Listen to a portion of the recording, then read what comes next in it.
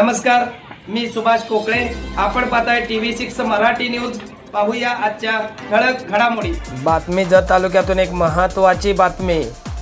उमदी बस स्थानकाच्या ठिकाणी एक आजी गेल्या 4 दिवसांपासून त्या ठिकाणी राहत होती. फाटलेले कपडे अंथरून पांघरून नाही अशीच ती रस्त्यावर या ठिकाणी पडून होती.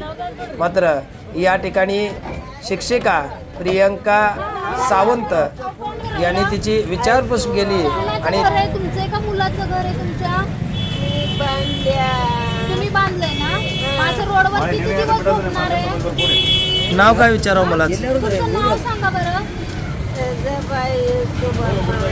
सजाबाई विठोबा माने. मुलाचं नाव? मुलाचं नाव काय?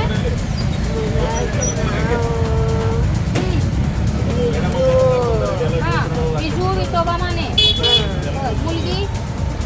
उमदी गावचे सरपंच दुंडाप्पा तेली व गावातील प्रतिष्ठित आणि आजूबाजूचे जे काही मंडळी आहेत त्यांना एकत्रित करून त्यांच्या घरच्यांसोबत संपर्क करण्याचा प्रयत्नही केला. मात्र घरच्यांचा संपर्क झाला नाही. मात्र गेल्या 4 दिवसांपासून त्या उमदी बस स्थानकाच्या ठिकाणी आहेत.